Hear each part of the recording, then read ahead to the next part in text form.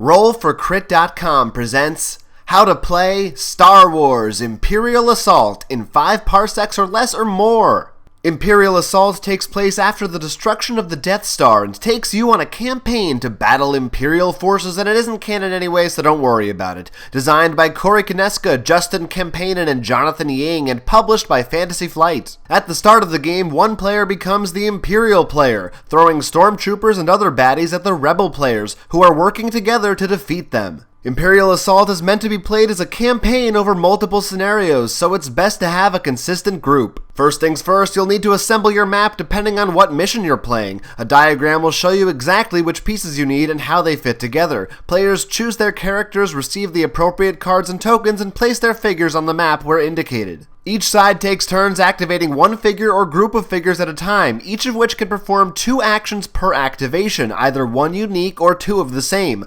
Rebels go first. Your choices for actions are as follows. Move. You can move to adjacent spaces in any direction up to the number listed as your speed. You can even split movement up in order to move, perform a different action, then move again. You cannot move through walls, closed doors, or certain other types of terrain indicated by red lines or dotted red lines. A blue line means that's difficult terrain and costs 1 more movement point than normal to go through. Moving through an enemy figure also costs an additional movement point. 2 figures cannot share the same space except when they're passing through each other. A rebel can also choose to receive either 1 or 2 strain tokens in order to gain 1 or 2 extra movement points per turn. However, if you take more strain tokens than your endurance level, you'll take damage tokens instead, which is bad. Interact. This is an all-purpose action that covers manipulating objects of various types. Interacting with a door opens it so that figures can move through, and interacting with a crate lets you draw 1 supply card, which could be one of several items with unique properties. There may be additional things to interact with depending on the mission's instructions. Rest. Throughout the game, rebels may suffer strain via extra movement or special abilities. Resting allows you to remove these strain tokens up to the number of your endurance level. If your endurance level is higher than the amount of strain tokens you currently have, then you get to spend the remainder on losing damage tokens.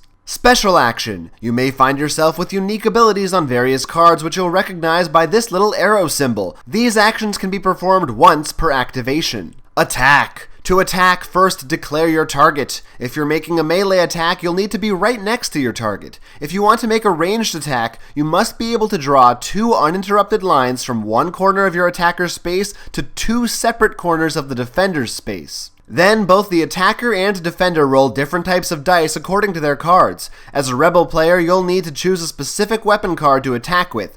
These numbers on the dice are for determining your accuracy in ranged attacks. Their total must be equal to or greater than the distance between you and the defender, otherwise the entire attack is cancelled.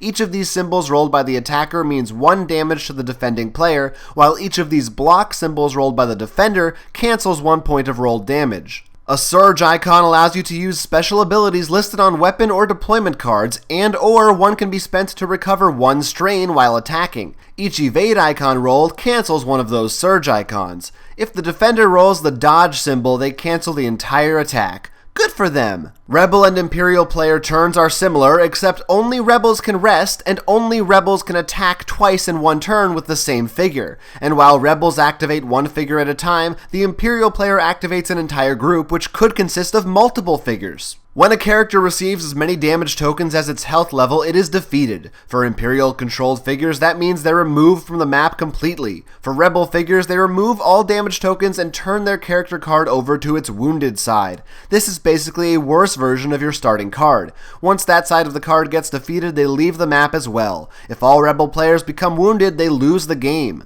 If a figure gains a condition through attacks or other effects, they receive the matching condition card and follow its effects until they can get rid of it. At times, you'll be required to resolve an attribute test.